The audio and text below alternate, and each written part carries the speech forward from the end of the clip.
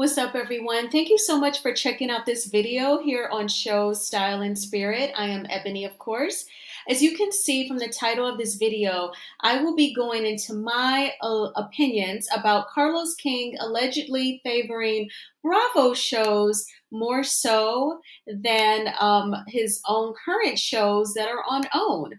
Now, we do have a few important things to get into. So before I start, I ask that you please hit the like button on this video. It will cause YouTube to recommend this video to more people who would also want to discuss this topic. And if you have not already done so, please subscribe to Show Style and Spirit. So with that being said, of course, what has inspired me to do this video is Carlos King's most recent interview, which is with none other than Kenya Moore. I'm sure you checked out the interview. It was very detailed, really eye-opening in terms of behind-the-scene tea on the Real Housewives of Atlanta, and just seeing how Carlos has just pulled out the red carpet for Nene and Kenya. It just made me think about how he moves in terms of the cast of the love and marriage shows. So let's get right on in. So first, I do want to talk a few minutes about Kenya's upbringing. I know that, of course, we're all familiar that Kenya Moore is a native Detroiter. She's a former Miss USA from the early 1990s. She is a graduate of Wayne State University, that is in downtown Detroit. She also graduated from Cass Technical High School, that's also in downtown Detroit. And Kenya Moore is in her early 50s. She is a mother to the beautiful Brooklyn. Brooklyn, I believe, turns 5 in November.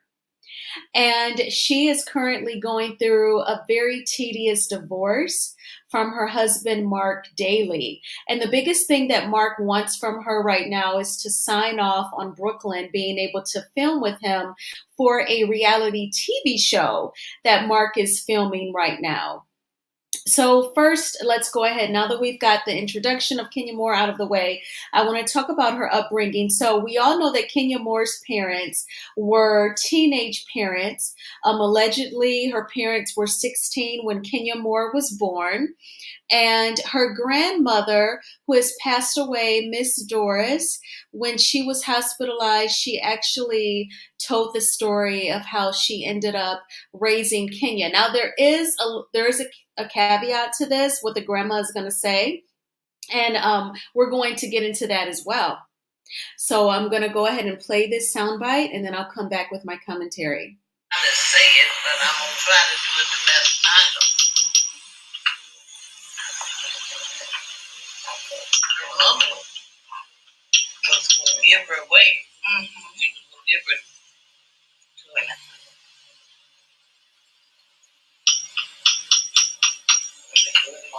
For adoption? Out for adoption. And it was really, yeah. But I don't know how to say it. I think you're saying it quite well. Right. I didn't want her to be adopted. But her mother was going to give her away. So I says, don't give her away, give her to me. Wow. Did she give her to you? Yeah. Oh, wow. And I raised her. You did? That's your baby.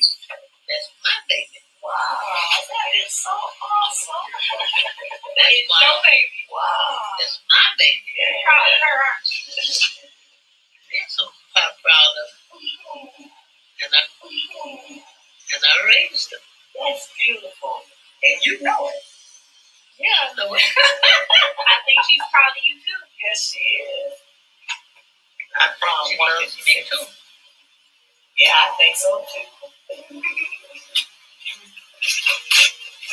But I raised her all the way. You did? Yes, ma'am. That is something else. Wow. No wonder you can tell her how to make pie and greens.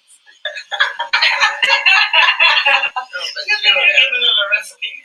Right. and I'm so proud. And I raised them.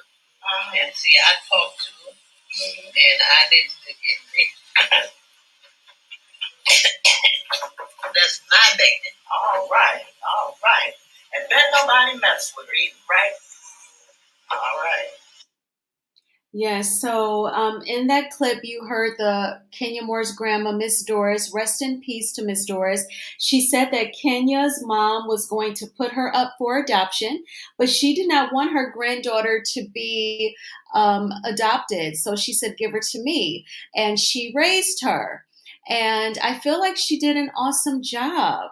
You know, Kenya, although she did not grow up in a household with her parents, she was still college educated, and she is articulate, and she's hardworking. It's not like she struggles with substance abuse or is living off of government handouts. So I think that she has done great for herself. But we all know that Kenya Moore has always longed for the validation of her biological mom. This is such a troubling and sad situation because Kenya has often talked about on The Real Housewives of Atlanta how she would physically be in the same room as her mom, particularly during holidays, family dinners. And her mother would act as if Kenya Moore was not there. She would not acknowledge Kenya. She would not engage with her daughter, whom she carried in her womb for 9 months and then pushed her out of her body. Absolutely no connection to Kenya. She won't allow herself to. And I just find it very bizarre that on Kenya's mother's side of the family, that they would even allow her to ignore her own offspring. I think that that is very bizarre and very enabling.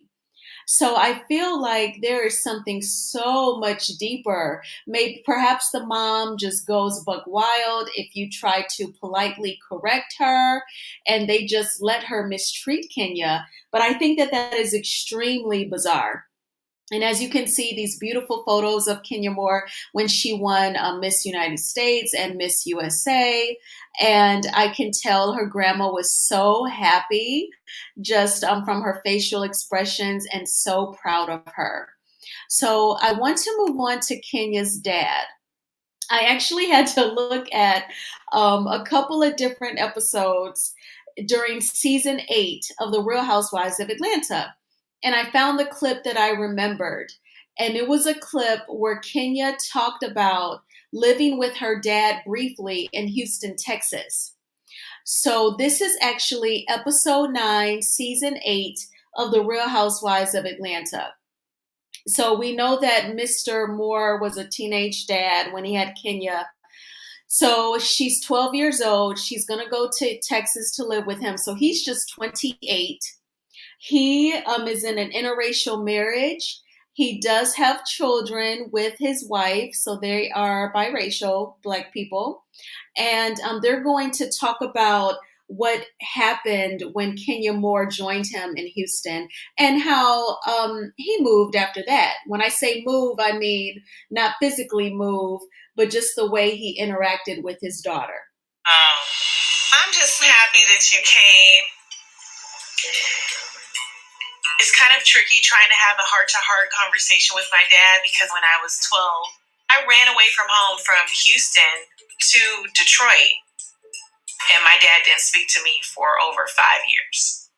I just want to tell you, when you brought me out to Texas, I know I ran away, but the fact that we didn't talk for years really hurt me because I needed you when I was a teenager. And I know I caused you a lot of pain, but that was painful for me too to lose you for that period of time. I was just a kid and I was only thinking about myself. I didn't like the neighborhood, I didn't like any of the people, and I didn't like my school. So I ran away all the way back to Detroit. You talking about pain, you cannot imagine that pain. I felt like, hey man, I failed. I finally got all my kids and hey man, we all gonna come up together as a tree. And when you decided that, hey man, Texas ain't it, it's like, hey man, I don't want my dad. He ain't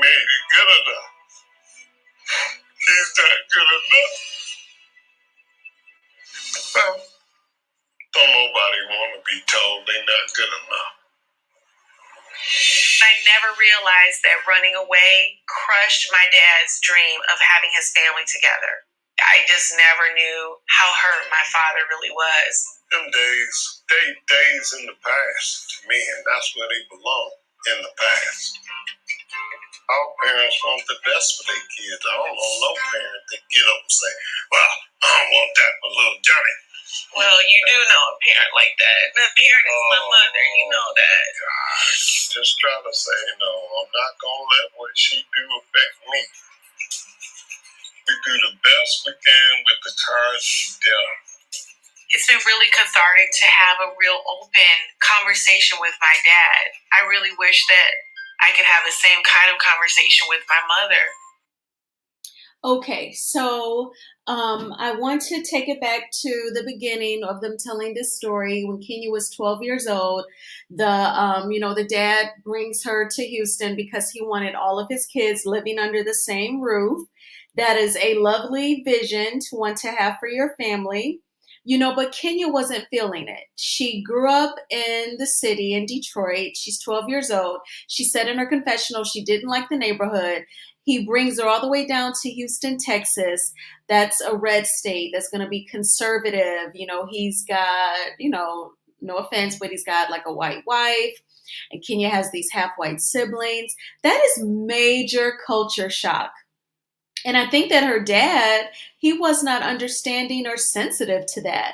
And for her to like run away back to Detroit, I'm guessing she took whatever allowance she had saved up and bought a bus ticket. That's just what I'm imagining. I've never known her to go into detail how she was able to make it back up to Detroit, but I'm just guessing that was what happened.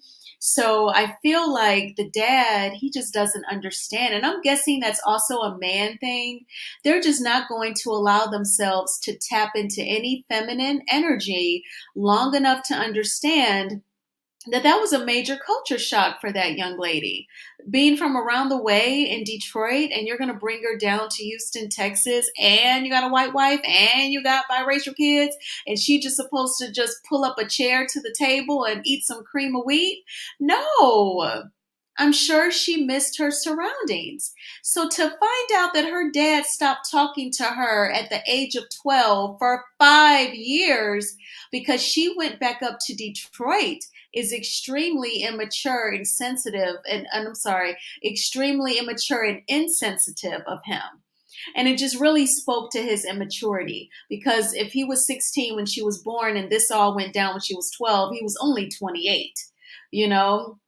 That's just like barely getting a master's degree and possibly getting married, let alone having, a 12-year-old. So I do give him that he was extremely young and didn't know. He hadn't been raising her for 12 years, so he wouldn't have known, I guess, how to help her ease into that culture shock. Now, I have this picture up of Aunt Lori because, like I said, that soundbite came from season 8. You may remember during season 8, on her dad's side, Kenya organized a family reunion. Aunt Lori is her mother's sister. So Aunt Lori, that's in the bottom right corner when Kenya married Mark in Turks and Caicos. That's Aunt Lori. She's an attorney and she lives in Georgia. So she invited Aunt Lori to the family reunion on her dad's side. It was at one of their relatives' homes. And one of like a friend of the family, she ends up telling Kenya, yeah, your Aunt Lori left. She was mad at you. She was a teacher at Cass Tech, the high school that I went to, and Kenya Moore went there. And anyway, I recognized someone from the Cass Tech faculty. So Kenya tried to go to her mother's house. Her mother still lived in a house in the city of Detroit. And you may remember that her mother would not open the door. And her mother was very mad that Kenya would not only show up face to face, but that she brought the Bravo cameras. The mother actually called Aunt Lori and said what Kenya tried to do. In solidarity with the mother, who pretends like her daughter never existed, Aunt Lori says, F this reunion, and gets up and leaves. So by the time Kenya leaves the house in Detroit where her biological mom lives, drives out to the home in the suburbs where the reunion is. Then the faculty member from Cass Tech takes Kenya outside of the house and lets her know that her Aunt Lori left because she was told that you tried to go talk to your mom and your mom let her know and she was angry. So this is what I'm talking about, the enabling of the bizarre behavior of Kenya Moore's mom. And so for Aunt Lori to stand in solidarity with her and say, well, I'm not going to be at this reunion, I think that is insane. I don't know what Kenya Moore's mom may have on the family members, or like I said, if she goes nuts, allegedly. I'm just speculating here, trying to figure things out. So, everything said here is an opinion, but I don't know what that is. What do you all think? Isn't that odd? That is very strange. And I never forgot that. And Kenya did talk about that during the Carlos King interview. She said that after my Aunt Lori sided with my mother for not even willing to have a conversation with me, the viewers never looked at Aunt Lori the same. And that is the truth. Because she was so like all of that goes down in like episode 10, and because when I was looking for this scene with her dad, I was like, kind of gauging. I was looking at episode 11, episode 10, and I found this in episode 9. Well, in episode 11, Kenya's Aunt Lori is yelling at her about trying to get her mom to have a conversation with her. And I think that that is total BS. And I always felt so bad for Kenya because she longed for her mom's love and validation. She actually was making herself be rejected by this woman over and over. And she's not worth your energy or your love, Kenya. I'm sorry to say it. You can't give your pearls to swine. This is how I look at that, baby. Okay, so this leads me to my opinion that Carlos favors the cast members of Bravo shows more than the cast members of OWN shows. One very obvious thing is him actually interviewing Nene Leakes and Kenya Moore, in person.